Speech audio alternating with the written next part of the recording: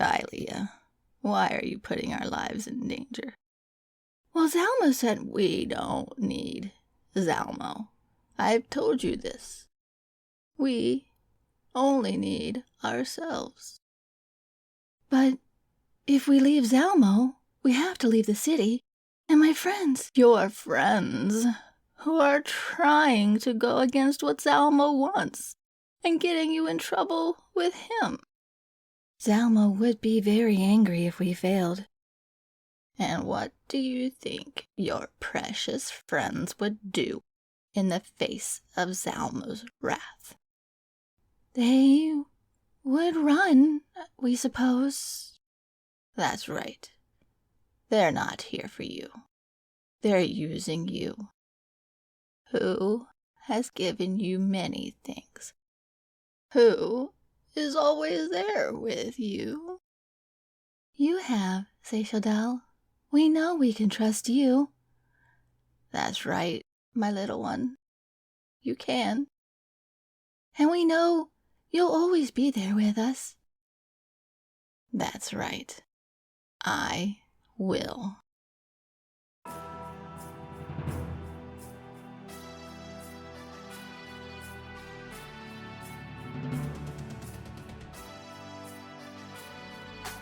Last time on the Incorrigible Party.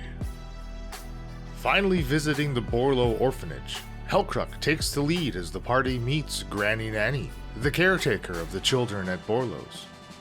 She confirms that Trinity members have been around, trying to persuade her to adopt them as the orphanage's benefactor. But still set on their explosive plan, Kylia and the others find Big Bob and acquire a packet of blasting powder pilfered from the stoneworks. The only thing left is to decide who to pin their attack on when Tim meets with Brick one more time. The four of you have now reconvened outside of Borlo Orphanage as you had planned after you've taken about 6 hours to basically prepare for this executable plan. I don't know if we want to say executable. Well, yeah, I think that'll be, that's going to come down to some dice rolls probably, I'm sure, once we get there. But you're all back together. If there's anything specific that you may have done to prepare, you can kind of mention that now and quickly, briefly go over what you've been doing in the last 6 hours.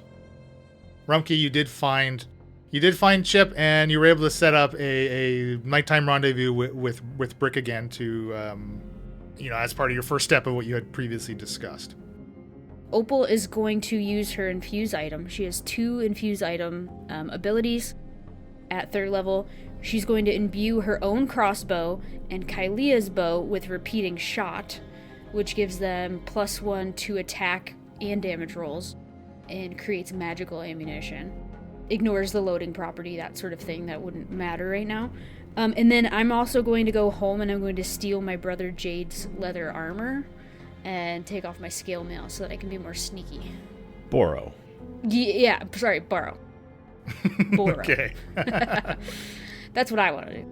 And then Hellcock and Kylie Seychelles were basically maintaining a stakeout kind of in the area between Borlo and where the Trinity are set up, correct? Yes. Right. Now, are you two staying together? Are you kind of separating? I think Hellcruck would probably want to put not a significant amount of distance, but a little bit of distance between the two of us just so that... Cover more area. Yeah, get a little bit better view of what's going on over a larger distance and also maybe be able to be a little bit less conspicuous. We are the only two that don't have connecting sending stones. That is very true. Now, of course, part of your split plan could have been to hand off some stones, right? You could. There's nothing stopping Opal from giving Hellcrook the one that's connected to the one that. Yeah, I don't think we would have thought about that. I think we just would have all split and be like, "Oh okay. Shoot." Remind me to make another sending stone. I actually, that's funny we bring that. A note about your sending stones. Rules of written sending stone. You can cast the sending spell like once a day. These ones are a little enhanced due to the toggle sprocket's affinity with such things, as they did come from her parents' shop. Do we have limited minutes now? They're a or little what's- juiced up. Yeah. You kind of got unlimited minutes between your stones, just to just to simplify a bit of the communication between the four of you as you're going throughout this. Gonna get rules lawyered. Just in case anyone out there picked up on that. So throughout the bit of stakeout times, both Kylie and Hellcrook, you will have noticed Trinity activity, people coming and leaving the house. So I would say, based on, because you're spending a fairly significant amount of time in the area, right? So definitely between the two of you, you would get a pretty accurate count of just how many people are in the building and kind of how many Trinity members are actually operating out of the building. So again, between the two of you, you can estimate about 5 or 6 additional Trinity members. You definitely would recognize Chip when he's coming and going, but neither of you have met Brick, so you wouldn't recognize if Brick is in the activity coming and going from the house. So you estimate pretty accurately about 6 total Trinity members within the house itself. Okay. So you do glean a bit of information. Kylia would also pick up on, like, you had the conversation with Sasha, right? Sasha was supposed to warn and tell some of the kids to stay away. But you did notice a teenager, like a kind of a pimply faced boy, did visit the Trinity house very briefly in the few hours, right? Okay, we're being ratted out. Never trust a pimply teenage boy. You are now back together outside of the Borlo. You've done your preparations, and now we can take it from there. Hey, I got a time set up. It's right after dark. What time is that? Yeah, that's not really a time. That's kind of an area of day, not really a set time. Yeah, well, that was the agreement. When you don't see the sun anymore, then that's when I'll meet him. Well, how much sun is not seeing the sun anymore? Does it have to be all the way down past the horizon? I think you're overthinking it. I'll just tell you when it's time, and then we'll go. Okay. Hey, look at me. I'm so sneaky. Isn't that awesome? We can barely hear you. Opal, roll me a stealth check. 14. Better, eh? She's a lot quieter than she was. The armor is slightly baggy. It's my older brother's. It's kind of like that material that swooshes between the thighs every time you walk, because there's a light swooshing. Got a little like 90s jogger going on there. Yes, exactly. It's leather, but whatever. It's been treated by something. I was thinking maybe we shouldn't bring up the old Drake lately. I mean, who's going to believe Drake's using a bomb, right? Yeah, I bet that guy just sits there and drinks and orders people around.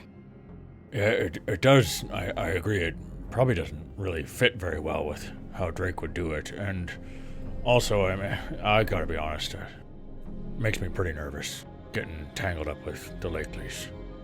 Yeah, I think I'm just going to tell Brick somebody jumped me, thought I was part of the Trinity gang. Sort of give him a warning, and that's when, I'll sort of back up a little bit. I'll use my Sindon Stone so you know what I'm saying. And then when you hear, at the right time, I'll give you a code word or something. That's when you throw the bomb at the window. When you put the message into it, you had to verbally speak it. So absolutely, it would almost like a little recording device. If he can activate it, like in his pocket or something, for sure it would definitely pick up voices.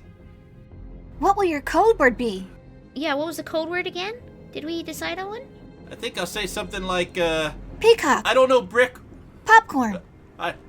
Petunias. See, I don't think that'll flow easily into the conversation. We gotta have something that might, that you guys are here and but Brick won't be, wise up.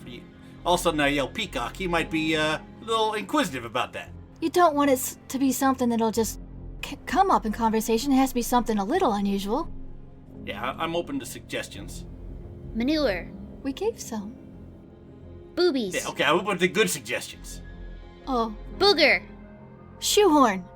How about I just say something like, I don't know what we're gonna do about it, Brick. That's enough for you guys to get the hint, right?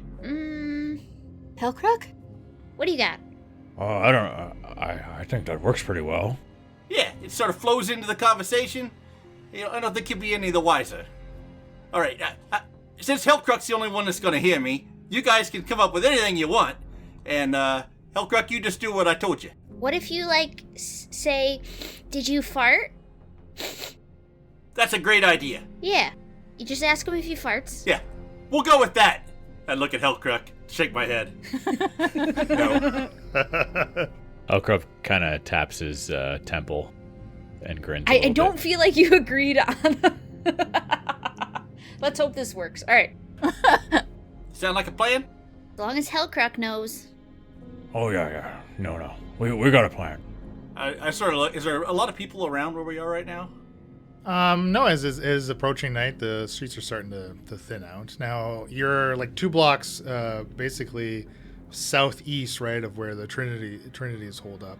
And this area, like the houses, as I previously described, Borlow's orphanage looks like it's the best maintained set of buildings, in this area by far. The other buildings surrounded, on the other side of the street, right across from the Borlow, they look like they are occupied, unlike, again, some of the buildings on the street where the Trinity's hold up. So there's definitely people meandering through the street. Like I say, the Denizen has a lot of inhabitants, a lot of people that live in this specific district, so... Hey, Elka, come here.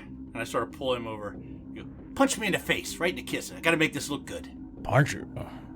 Yeah. I'm gonna tell him I got jumped. Right here in the face. Make my lip bleed a little bit. Oh, it's all right. It happens know. all the time. Do you want fake blood? I probably could concoct some fake blood. No, I can take it. You sure? Can I do it? Yeah. No. Oh, Sishidal. So creepy as always. All right, Rumkey.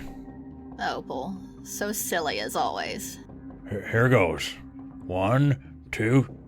You don't have to roll me an attack roll, but you can't roll damage because Rumpke is going to take a hit, assuming Hellcruck is putting his full weight into it, like Rumpke is asking. Yep. Is that all you got? Let him roll damage for a station. Oh, jeez. Yeah. Doesn't matter. Snarky comment, man. Do I really only do 1d4 plus 2? Yes. It's your fist. Snarky comment fits, thank you very much. We haven't fought much, have we? I hope we don't fight much. This is a role-playing campaign only. Yeah, are we cutting combat as downtime now? We just gloss over Yeah. combat. Combat's just the runaway and hide. Yeah, that'd be preferable, really. So 4 points of bludgeoning damage. Hey, it's a nice one, right? Oh, yeah, right in the face. Oh. Yeah, good job. I feel if there's any blood on my face and sort of wipe it. I'm stronger than I look. I mean, it was a good hit. You got a nice little red mark there, a little dribble of blood from the corner of your mouth. Now give him a black eye. No, we're good. Yeah, hit him again. All right. Yeah. Like Just hit him again, Daddy. Yeah, hold on. I reach into my pouch and I have a little bit of charcoal powder and I make his eye look kind of black, bruised. Get off of me. Get off of me. It's good. We don't want anything fake. No, it looks good. Opal did a good job. I want to sell it. We gotta really sell I'll it. sell it. All right. Look, I'm in show business in a way. This again. Your little soapbox about show business. I've heard it too many times down to the Passion Clash. All right. Anyway, it's fine. The fights aren't fixed. You really fight. It's totally real. Totally. Yeah. Let's I go. believe it. Let's head over and get in our positions, eh? And then, I'll go. I gotta not too long before I meet Chip. All right. Let's go.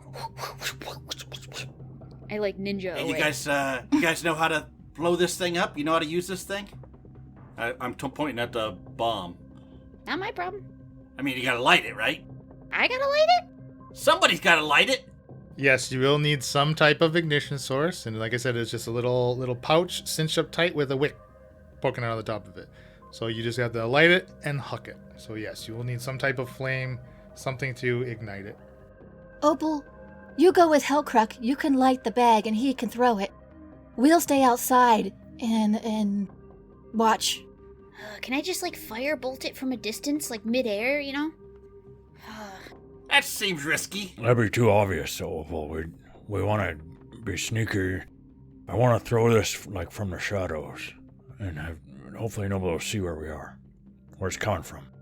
I would have gotten a better match if I knew I was gonna be the lighter when I went home.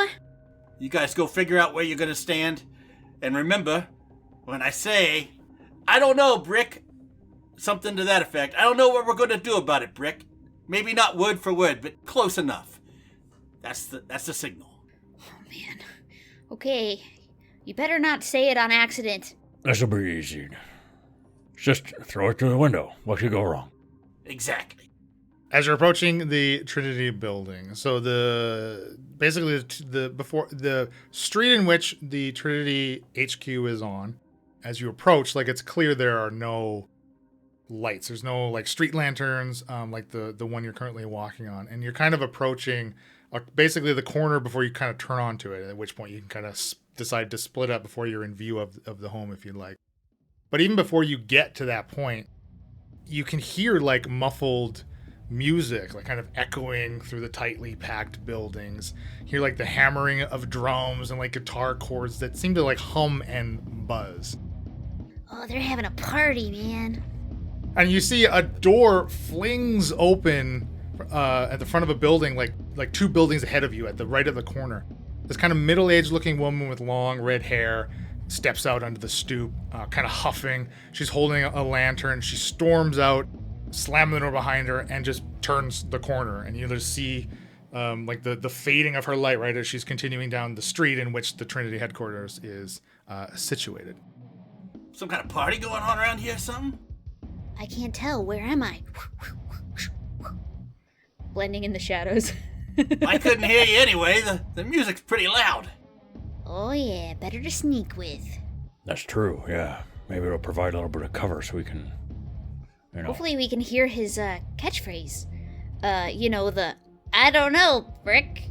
There may be more people than anticipated inside the building if they're having a party. I don't know. Hopefully the party's not actually at the Trinity headquarters. Maybe it's at one of the other houses. Looks like the neighbors aren't too happy about it. She looks pissed. Hellcrook, how many did you count throughout the day? How many people? Not that many. Maybe 5, 6, 7, something like that. Same. All seem to be Trinity members. We're okay with that. We best check to make sure there's nobody else in there at this time. Yeah, I think that's a good idea. Talk about terrible timing. So you're gonna go in there? We think maybe we should sneak up to it, us by ourselves, and just check it out and report back to you guys. So when you say us, you mean you and me? No. Or you and yourself? Just us. And she'll tap on her chest. Right. Okay. Okay. That works for me. Stay here. We'll be right back. Okay, be safe. Be quiet. And we will walk quickly to the Trinity house. To be clear, Rumpke, you're going to sit tight. Yes. So Kylie, if you round this corner down to the street, and again, like this street with the abandoned buildings, like there's no light sources down here. Just you see this woman and her lantern. She has, in the time that you've taken to discuss what you're to do, she's made it to the front door of the Trinity headquarters, and you see she's set the lantern down so she's fully illuminated, right? But she seems to be like kind of almost nervous, maybe fiddling. She like fiddles with her clothing, and she's reached out and knocking on the front door, and is waiting for a response, basically. So you're at the corner. We will find some darkness to hide in and see what happens when she knocks on the door. I would think the other three of you, so you're just completely being out of sight from the street or at the corner of these buildings, or you want to be like trying to peer around the corner yourselves while doing your best to stay hidden, essentially? I mean, I think I'll be walking slowly up towards the building because it's about time for me to meet them anyway. Absolutely. So, I'll stay away from the other two and just sort of be walking along. I was gonna say, could Hellcrook and I just go to our places? Sure. Yeah. There's nothing. Where were you two going to go? I know, that's the question. So now, again, I had reminded you last time, the Trinity headquarters is 3 stories. The buildings on either side of them are only 2 stories. Yeah, like we're gonna go up a level across the street, right? Like he was hucking it across the street through a window or something. building next door, I thought. Yeah, I think we're gonna go next door, so it'd be closer and there'd be less distance to throw from. Yeah, and you would have noticed last time you were here. So at the third story, where Rumkey had kind of reported that's where he first met Brick. Again, you don't know that that's where he will be this time. But as far as you know, if you needed to get to the third story, there are 2 smaller windows that are not boarded up. They do look like they're closed, but there are two in the front of the building. And then along the sides, there are 2 like larger, like 10-foot wide, almost like bay windows. So there's a couple of different windows in which you could potentially throw it through. Some huge windows just waiting for something to be thrown through them. Are we having to throw through our own window into their own window, like 2 windows situation? If your plan and you're thinking that it will be the 3rd story windows, there are 2-story buildings on either side of them. Okay. So if you 2 are going to attempt to try to get to the roof or into one of these adjacent buildings, you can also do that. If you want to try to loop around to the back of these abandoned-looking buildings and try to get in that way, you can definitely do that. Hellcrook, are you right-handed or left-handed? Which side do we want to be on? Because we can go to the roof of this side, we can go to the roof of that side. But like, if you're throwing with your left, you might want to go to this side. If you throw with your right, you want to go to that side. Well, I don't know or make that big of a difference, really. I think we just need to pick whatever house looks easiest to break into, with a good window, nice size window. Are we going to go in the front, or are we going to go around the back? No. I think the back will be more secretive. All right, we'll see you guys later. And then Hellcrook and I will go down that alley right to our right by that building. Go to the back of that building. Yeah. Keep our distance. So you 2 are looping around, and again, these are the buildings that look like they're in complete disrepair. At the back of it, you can each roll me stealth checks. That's a unnatural 20. 16 for Hellcrook. Good job, Hellcrook. So as you are all now in various Victor's vectors here, approaching the Trinity, as you get closer, the music does in fact get louder. So it is clear that the source is coming from the Trinity headquarters. Opal and Hellcrook, you find the back door to this particular abandoned building unlocked, and as you pull on it, it like almost basically it deteriorates in its frame, like completely collapses, the hinge creaking and snapping as you open it. You're immediately hit with a strong mildewy smell with these underlying whiffs of decay and mold. It seems like there's a few abandoned tools that are scattered in here, as if there was once somebody or some people working here in some attempt to fix it up. Stacks of hand-planed wood are kind of in one corner to your immediate right.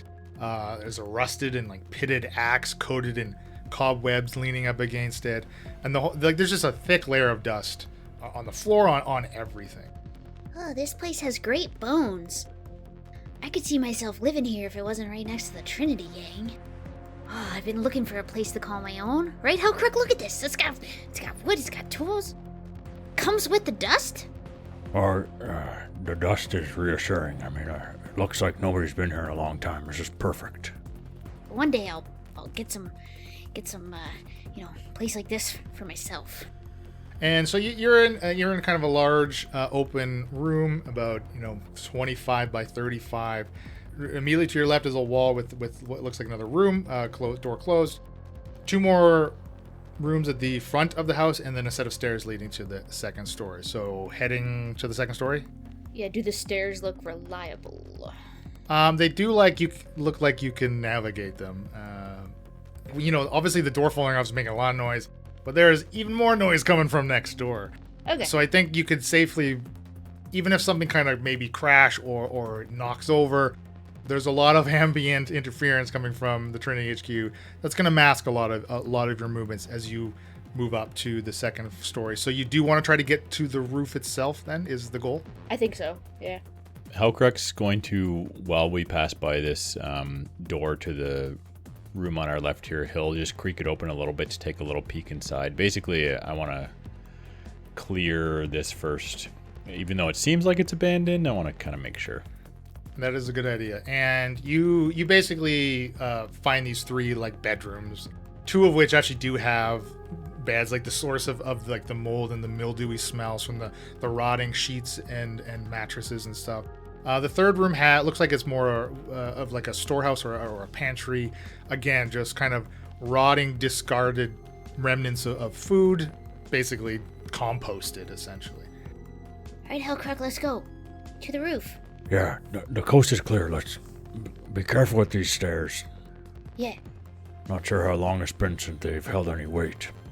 I don't weigh that much. So you make it to the second floor, and there's kind of a even larger open area up here. And again, 2 more rooms in which you can check, and you just find just kind of old furniture, very sparse. It seems like at least somebody has made an attempt to, like, some stuff has been cleared out of here at some point. So very kind of empty and open as you can try to find a way to get onto the roof. Obviously, there's no immediate roof access, so you're going to have to think of something else.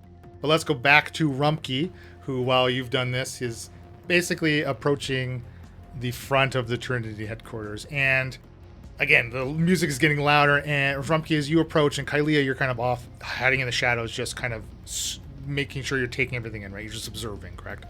I was trying to see how many people were inside the building, but with the windows being all closed up, that's going to be difficult. So, yeah, I'm more just observing. You do see kind of slants of light escaping out of them. The second-story windows, though, are open, like they're not covered in any way. They do look like even like curtains have been pulled apart, or don't, or there are no curtains for those windows. Again, more light, kind of the flicker of firelights and candles coming out from those stories as well. The brightest light, though, is coming from the 3rd floor.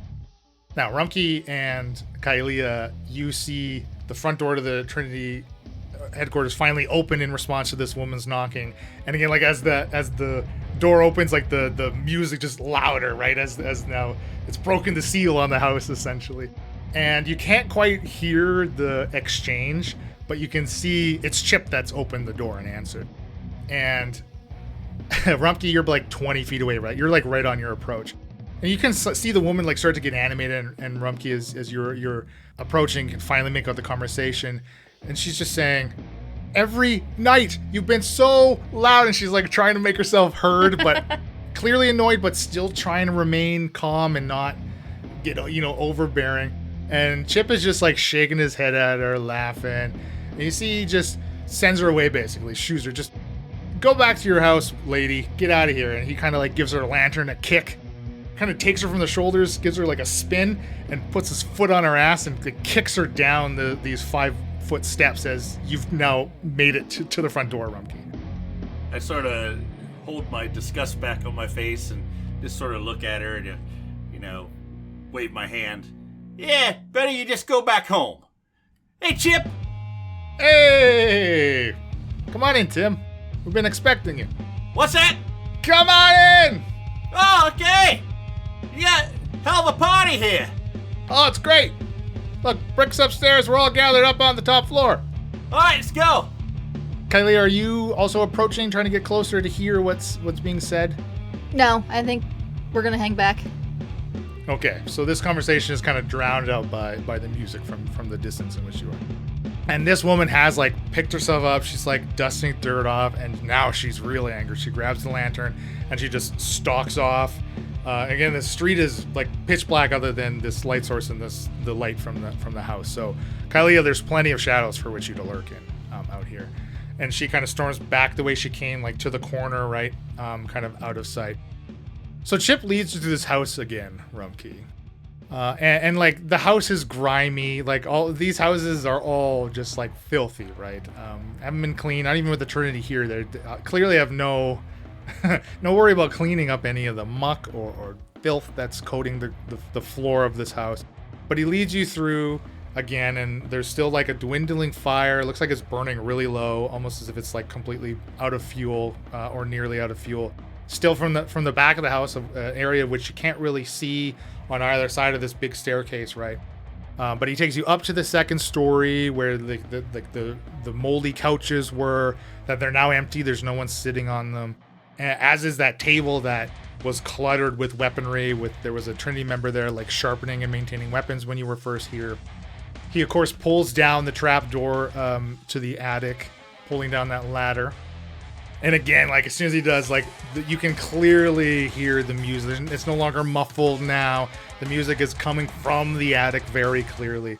You climb up to this third floor to the deafening music, right? You can't hear even a word. 5 feet beside Chip here, like you can't even communicate really. And it seems like all the house's Trinity members are assembled up here, kind of on the opposite side of this large area from where you're climbing up on this top ladder, right? So it would be on your left. There's a member sitting behind a set of drums, and he's hammering on these like taut leather, almost like war drums. But he's hitting them like not with like sticks, but with his flat palms, basically. Every hit is like a roll of thunder as like sparks of arcane emitting from his palms. There's one on like a guitar or like a lute, definitely been modified. In his right hand, he's kind of pinched between thumb and forefinger. It looks like it's like triangular in shape, but it's almost it's like crackling like electric energy. He's like using it as a pick as he's strumming. Sparks are flying from his other hand frantically as he's working the frets, right, of this instrument. There's 3 others appear to be like moshing near this leftmost window of the attic.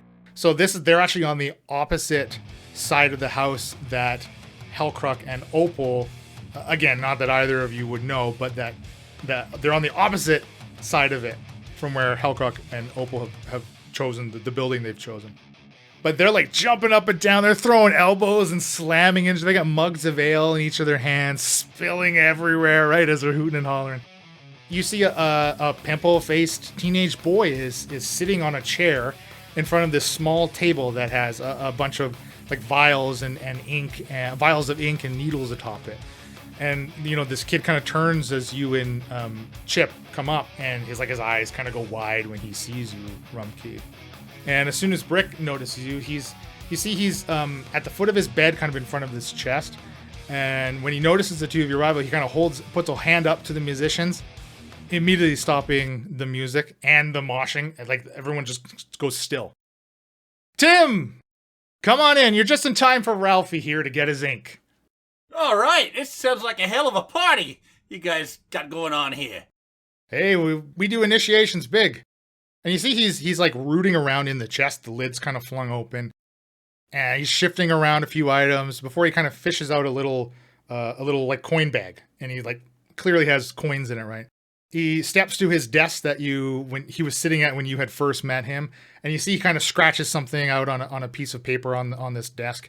Walks over to this teenager and like puts a bag of coins in his hand. For a job well done, my boy. Happy initiation. And the other Trinity members give a cheer for Ralphie as they raise their glasses. And Brick immediately sets to work with the needles and inks. You know, the tink, tink, tink of the metal of the needles against the glass of the ink containers. And he begins to apply a triangle tattoo to Ralphie. Rumpke, like you can smell now this fresh ink mixing with like droplets of blood, the coppery smell of blood from the needle pricks, right? As Brick repeatedly stabs into Ralphie's arm. This combination seems to like transport you to another place. Can you roll me a Constitution saving throw, please? And a D12. No. Oh, no. Not now, Rumpke. Now's not the time to get your memories back, Rumpke. Con save's a 9. Okay, that is a fail. And the D12 is a 5. As the room around you kind of swirls away, you hear again music. You hear like the beating of war drums and sounds of battle in the distance, and you find yourself standing in this large open pit with there's like this curving pathway that kind of wraps around the perimeter and rising up to the top of it, which is like nearly 60 feet above you. There's dozens of orc bodies surrounding you, along with discarded and blood splattered like pickaxes and chisels that appear to be like they would have been the weapons that were wielded by these slain orcs. There's this like an upturned mining cart. It's been splintered under the weight of a corpse thrown into it at the end of this track that would take it into a widened and like braced up mine shaft at one of the edges of this pit. And a hand kind of suddenly clasps on your shoulder, followed by a hearty laugh. And you realize like now your breathing is ragged, your chest is like heaving from exertion. You've got both hands, they're clenching this gore-smeared battle axe. You instinctively turn to this hand, to whoever this is, raising your weapon high to quickly bring it back down on whoever has grabbed you. Hold there, brother! The fight is won today. And you're staring into the face of another dwarf. His features look remarkably similar to your own, but appear much younger. He has a hand on, he's gripped the haft of your axe, right? Kind of gently guiding it safely back down to your side as you kind of start to relax. In his other hand, he has a bundle of folded leather. Come, Ulmok. Come, brother. You've more than earned Clangadin's mark this day. And this dwarf unfolds this bundle to reveal colored inks and various sizes of tattooing needles. You see that your arm, not even of your own volition, you extend your arm out to him, and he kind of quickly gets to work tattooing a pair of crossed axes on your inner wrist. And as he's finishing this up, right, again, that's the smells of ink and blood mixing. From a pile of corpses, there's movement, and an orc playing dead springs up as he grabs a hold of a mining axe and comes towards the two of you, and you lash out with your other hand, the untattooed arm, right? Even as this dwarf is just finishing up with your other, punching him, and then you're back in to the room, and you've cold cocked Chip, and Chip is laying on the ground now. You've smacked him right onto the ground. So because you failed your Constitution saving throw, and your D12 resulted in a reactive punch, you also take 2 psychic damage from this flashback, and your reactive punch has caused you to punch the closest creature to you. So lucky for Ralphie, it was Chip and not Ralphie. Or else he'd have a triangle tattoo with a little squiggle to the side, a little bit. Immediately, Brick is like, well, that escalated quickly. Get him, boys. And we can roll initiative. Oh, Oh my gosh. Okay. So the rest of you outside, you, let's Rumpke, you can go ahead and roll initiative. 17. Opal and Hellcruck, how do you want to get to the roof of this building? Do you both of you want to try to get to the roof? There does not look like there is any type of attic on the second story where you are. So on the long edges of the building, which the leftmost edge or the westmost edge is the wall that basically shares a 5-foot alley with the Trinity headquarters. So on this wall, in this open section, there is a window here. And then in one of the rooms that you've checked out, there's another window. And you can see basically the wall of the Trinity headquarters, right? Because it's so close. And is that wall 5 feet away that we can try to shimmy between buildings up, or? It is 5 feet. I mean, yeah, if you think... I'm pretty short, though. Well, I don't know that my Opal arm will space. not be able to do that. Hellcruck might Is there be able a to balcony? Brace himself. No, there's no balcony or anything Is like it that. brick that we'd be climbing? What? It's wood. So it's slatted wood, right? Almost like wooden siding. Horizontal slats. Horizontal, yes, absolutely. Okay. The horizontal. There's a theme in Stormcave City here. There's no emergency exit? Where's the code in this place? Oh my God. So now also keep in mind that these buildings are in heaps of disrepair. So there are many holes and openings in some of the sections of the walls, right? The windows do still have glass in them, at the very least, but you can see along the largest length, there's a number of spots in the wall, maybe you could get a foothold in. Does the window open out or in? It slides up and down, so it doesn't swing or anything. Okay, It just so nothing to leverage and stand on. Okay. I think Hellcruck, in the interest of being more stealthy, he'd like to try and scale the side of the building that's not facing the Trinity household, or the Trinity base, whatever you want to call it. So yeah, I think he would like to try and open the window and maybe try and punch some, break some boards to make handholds every so often and footholds to try and climb the side of the building. As long as there's loud music. Yes, currently for you the music is still going on, and again there's an axe down on the bottom. There's a few other tools. Yes, if you want to spend a couple minutes here, I mean, the two of you can like start punching out little hand and foot holds. Oh no, I'm gonna let him do the punching. Okay. Yeah, he'll try and lead the way and make it so that it's able to be climbed or scaled by both himself and Opal. So I will say you get in 3 footholds, and you've kind of worked up footholds about 6 feet up to this wall of about a 7-foot ceiling basically, right? 7 foot in this top floor before the music stops. So if you want to continue and put more to even further lower your DC, you certainly can, but now you don't have the cover of the music. If it's quieter for him, I have the feature right tool for the job. So like I could get him like a crowbar or something quieter, because I produce the tool that's like exactly needed as an artificer. Okay, but that's not going to affect how loud punching a hole into the side of the wooden building. No, but like if you were to pry, if you were to pry one of the wooden beams up so that fingers can be slid under type thing. Hellcrook, would you rather use this? And I like hold a crowbar up.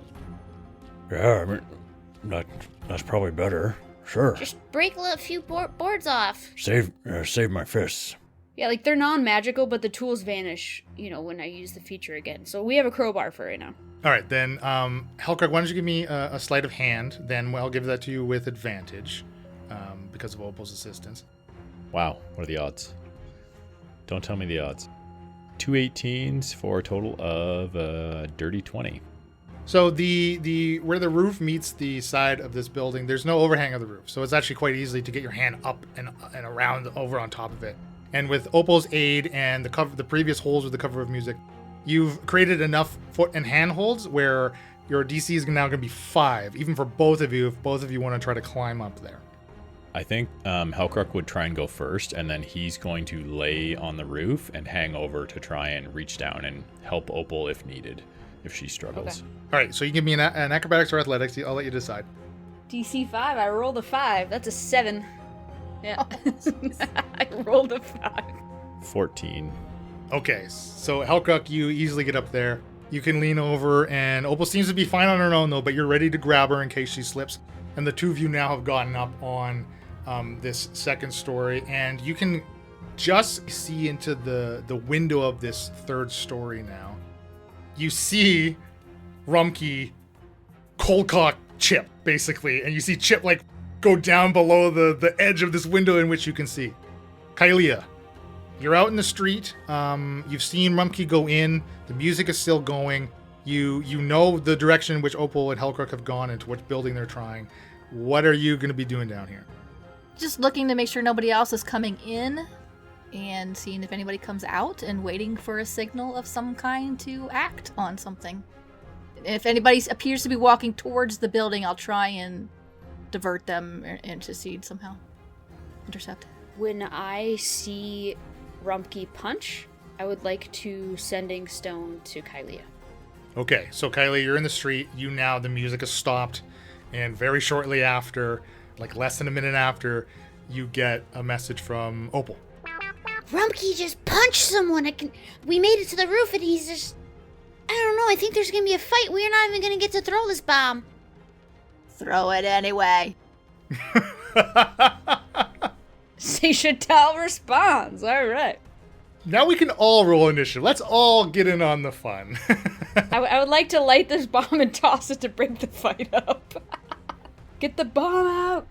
Well, wish I hadn't used up one of those 18s in that roll with advantage. I just used my 20, so... Oh, lovely. Hellcrook Yeah. has a 4 for initiative. 20 for Opal. Kylia Seychelles has a 23.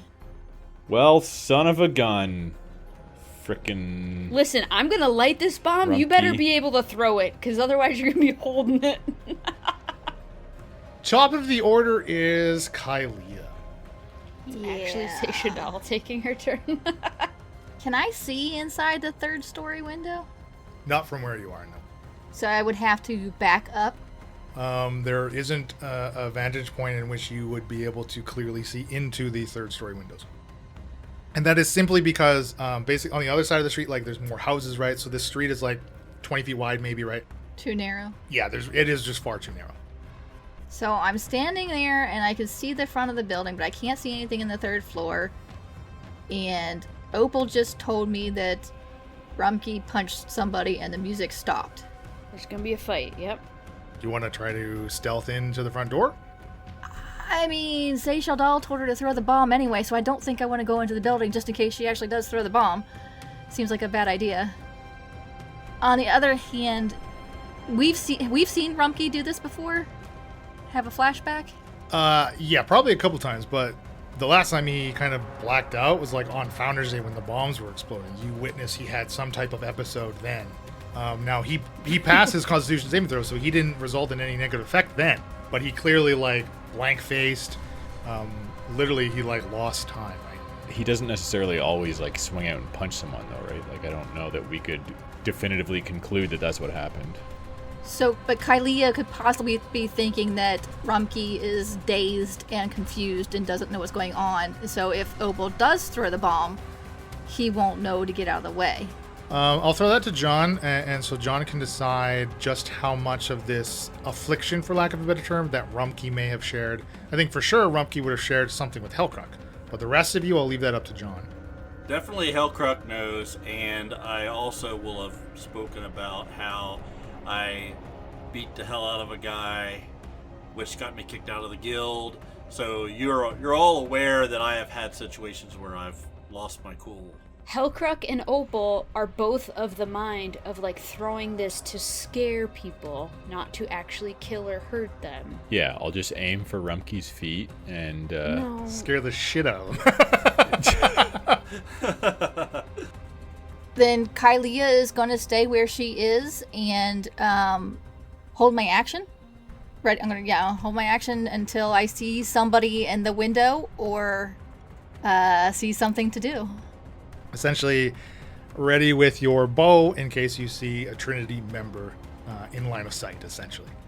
Yes. Okay, at which point, if that happens, you can still decide whether or not you're actually going to attack, of course, but alright, I got your trigger set. Next in initiative is Opal. Take out the bomb! I want to light the bomb. If he has it in his hand or somewhere where I could reach it, that's what I would do with my action. I will for sure let you... Well, you're kind of supposed to... So you can retrieve it. Or you can get your light source ready. If you want to be like, okay, as soon as Hellcruck pulls it out, I'm ready to light it, and then at which point he can throw it on his turn. If you want to do something like that. Because basically, as long as you have an ignition source as part of your action to throw it, you light it and throw it at the same time. But if you want to split that between the two of you, you absolutely can. It's just obviously less action efficient. So I'm going to ready my lighting source, matches, and I'm going to send a message to Rumkey. Back off! We're gonna throw the bomb in to scare off the fight now! Just going to warn him. Maybe it'll snap him out. I like it. I think that's good. Next, Ralphie. You see he immediately gets up from his chair and like bolts for the trapdoor. And just disappears down the trapdoor down to the 2nd story. Is it a fire pole? That'd be so cool. No, it's not, unfortunately. Fireman's pole? Maybe at the next Trinity meeting you can suggest that as part of their HQ planning. I'm not joining their gang. Next we have the 2 musicians named Bass and Sax. So they've discarded I like their... I'm sure you can guess which one's which. They are going to attempt... They don't look too strong, so they're going to move closer to Brick. And both of them kind of start to channel and electricity between their hands, and will try to shoot out at Rumkey. Ooh, that's only going to be a 14 to hit. No. Even like Rumkey, like you, again, you don't even recall. You've just basically come to as if you've woken up. Chip is sprawled on the ground.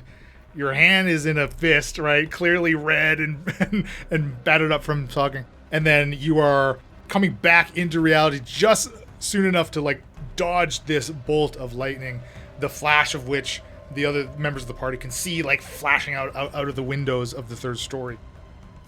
And Rumkey, you're up.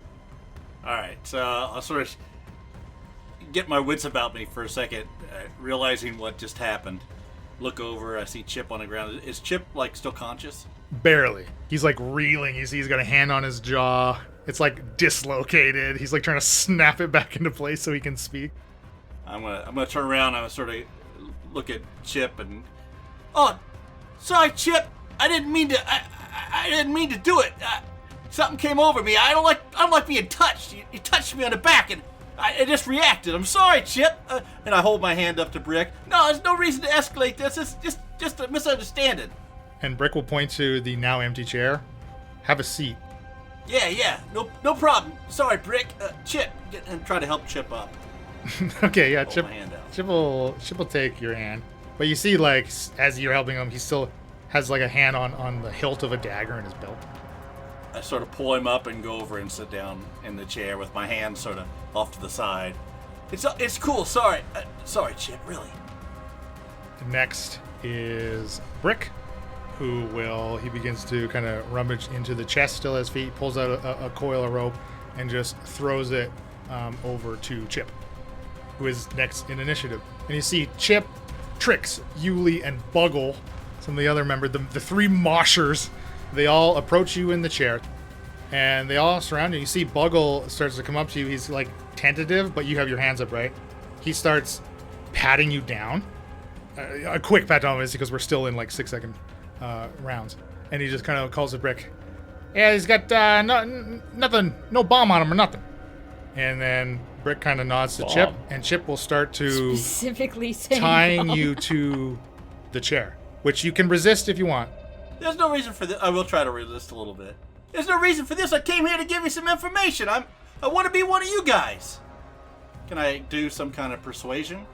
Okay, you can do a persuasion, or you can do a contested athletics to try to prevent Chip from tying you up.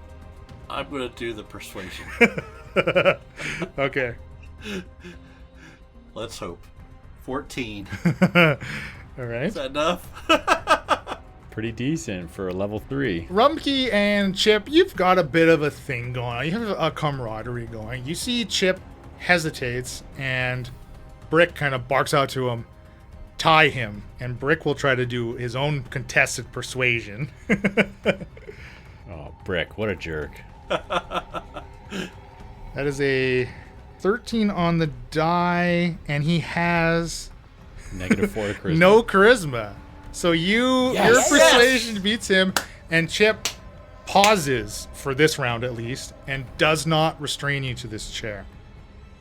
Hellcrock, you are last in initiative. Opal's ready. Lighter's ready. Wait, it looks like let's give him a minute. Let him talk. I think he might be able to salvage the This situation. is the exact moment you need to scare them. I'm telling you. He hasn't said the secret phrase yet. Just wait. Hellcrack, you're gonna regret it.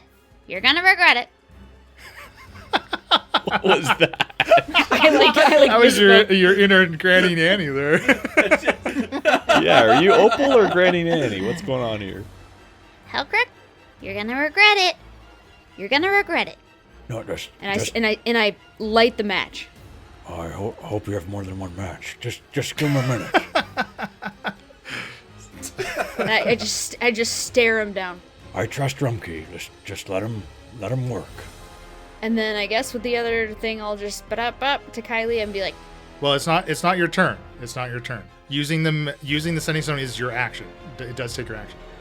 But your free actions, sure, you could have prepared to light it, and you've lit it for Hellcrock. The two of you, you're not moving around much up on this roof, right? I'm Just gonna peeking. try and stay like small and like tucked down. I'm not standing up straight. I don't want to be seen. Okay, but you're kind of where you're positioned on the map. Like you're gonna like on the edge, as close to the window as you can get. yeah, yep. Yeah, I mean, depending on I'm looking out the window. how obvious I think it is, I look, or like how easy it would be to see me, I may be standing a little bit back from the edge, but yeah, relatively, I want to be able to see in the window as well to see what's happening. Yeah, and again, you don't have an entire picture of the room, obviously, because you're not one-to-one with where this window is, right? The window's probably about 5 feet up above where the second story of this roof is. Though Hellcrock obviously has a much better view than Opal. But yeah, the two of you can now see, like, Rumpke has sat in this chair, and that's kind of about it. You can see Yuli and Trixware on the map, kind of north of where Rumpke is, like above Rumpke. And you can make out where Brick is at the foot of the bed at this open chest here as well. Basically, Hellcrook, do you want to also ready to throw the bomb in case something happens? Yeah, I think if I hear the secret phrase, or if I don't know how this works with the mechanics, but basically, like if it looks like Rumkey's in dire danger, then I might just screw it, not wait for the phrase, and just throw the bomb. But I'd like to give him some time to work. Okay, great. At the top of the order is Kylia again. Has Ralphie made it out of the building yet? No, not yet. He's only moved for one round, right? So, thank you for the reminder. From where you are, you actually on the second story now, of which you have a much better view into. You see this teenager, the same teenager that you witnessed during the day as your stakeout, coming and going from the house, is like passing the second story window here, one of two windows on the front of this building. And he's come down like, you can just barely see an edge of the trap ladder has swung down, right? And he's clearly on his way down. I want to plot an intercept path so that when he comes out the door, I can stop him and interrogate him. So then that means you're going to approach the front of the Trinity building then? Yes. And yeah, no problem. You can get like as close as you want. You can get right up to the stairs, right at the foot of the stairs, if you'd like, and you can be there waiting. Yes, that is what I want. Now, obviously, from that position, you have no visibility even into the little bit you have into the second story windows. So right now, you're kind of completely blind to any vantage point or visibility into this building. At least I can hear again. Yes. The music is definitely not started up again. Can I message Opal? Yes, you do have your action, absolutely. Opal, what's going on? Hellcrook won't throw the bomb. Rumkey's in a chair. I guess the fight's avoided for now. Opal, you're next in initiative. Does Hellcrook, because he readied the bomb, is it in his hand? Yes, it would be in his hand. I will okay, so Opal will continue to have her match ready for Hellcrook. Okay, you're sitting there waiting, and it burns down, and you go, ow, oh, you burn the tips of your fingers, you have to light another one. You get another one. She's going to Sending Stone Rumpke. Ready when you are, buddy. Ralphie, next, continuing to move through the house. Friggin' Ralphie. And he will double move, of course. Little rat. Yeah. Kylia, you see this teenager bursting through this. He's like panting right from his exertion as he's dashed. And he basically makes it, his end of his movement is right at the bottom of these stairs, like right next to you. And I had to wait till my turn to do anything? Yeah, to take any action as far as like if you're going to restrain, like you can yell something at him if you want. No, I'm not going to give him a heads up that I'm there. Kylie goes, something. That would be Seychelles. Yes, Seychelles like something. Sax and bass, they start to kind of still keeping their distance from Rumpke, but they swing around kind of where they were moshing. They've now stopped their attack for now, but they're still like holding onto these balls as if they are readying an attack. And Rumpke's back to you. Okay, I'm gonna keep my hands sort of up and look at Brick and go, yeah, Brick, I gotta tell you, I got jumped out there, and they thought I was part of the Trinity gang. They said they're gonna come and you guys all gotta leave. They're gonna kill us all. They're gonna blow you up. Is that so? The same 3 people that you visited the orphanage today with? What do you mean? There's a lot of people at the orphanage. Oh, Ralphie had some good information. How do you think he earned his initiation? I don't know. You mean the kid? You're gonna believe a kid? I'm gonna believe the kid over you. I don't know. I'm just telling you what I heard. They're gonna blow it up. I mean, what are we gonna do, Brick? Okay, Hellcrook. Okay, is Ralphie? Well, okay, hold on though, because Rumpke, you've got your hands up in the air. You need to activate your sending stone before that is heard.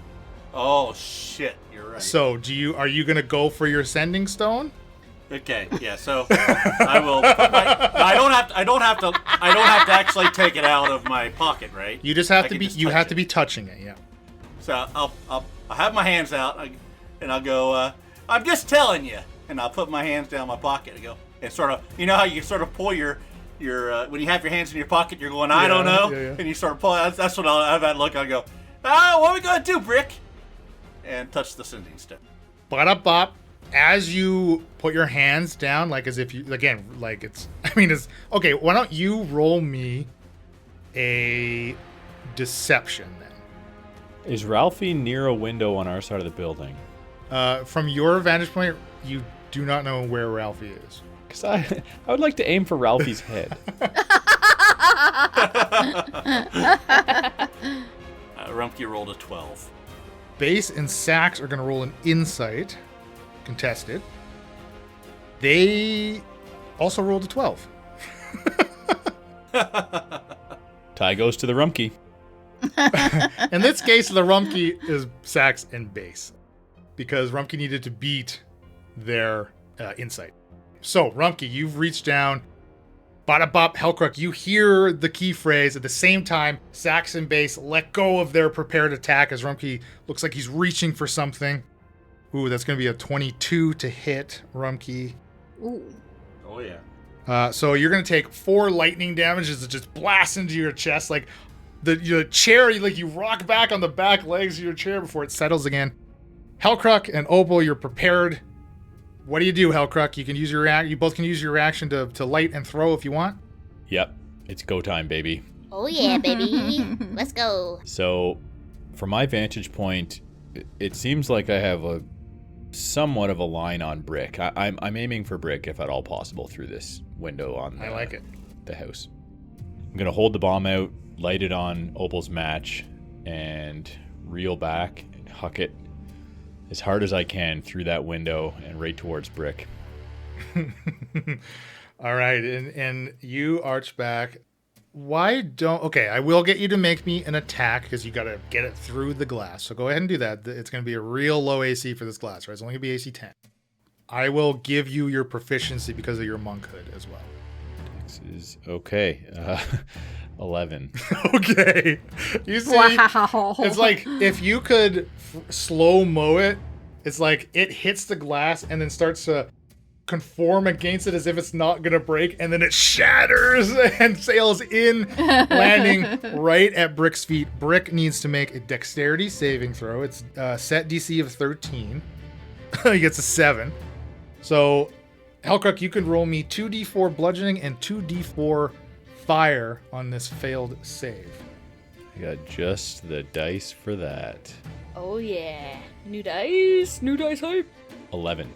Kylea out in the front of the building. Rumpke, obviously, this explosion is like 15 feet to your right. This boom, right? And Brick is like blasted back by the concussive force of it. He kind of slams into this open chest, like as if he slams like into it, right? Like as if he's fallen ass first into like a barrel, right? So he's in this chest now. The bedding on the bed immediately lights on fire behind him from the concussion of this bomb. That was Rumpke's action, right, to use the sending stone. So unless Rumpke wants to try to get up and move, because remember, you persuaded Chip to freeze, so you're not restrained at all to this chair. Yeah, I'm gonna jump up like I'm reacting to the explosion and move the opposite direction away from it, like I was just as surprised as everybody else. And I'm gonna move back 15 feet. You did warn them that someone was going to bomb them. You told So them. that is going to be some attacks of opportunity. Well, why don't you roll me a performance check as you try to feign surprise at this explosion. Hey, 18. Contested insight. Oh, no way. Is a 19. Oh no! What? No. So you will take some Oh, attacks of opportunity. goodness. Okay. Listen up. There's information you can find at incorrigibleparty.com or worldanvil.com/w/Senta-Leland Steel. Our music is provided by Tabletop Audio and Sarastro. You can go to patreon.com/incorrigibleparty to support us or tell your friends.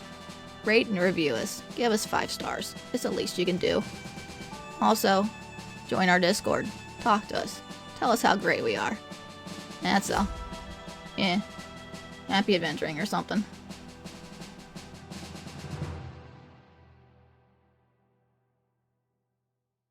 This has been a Sounds of Steel production.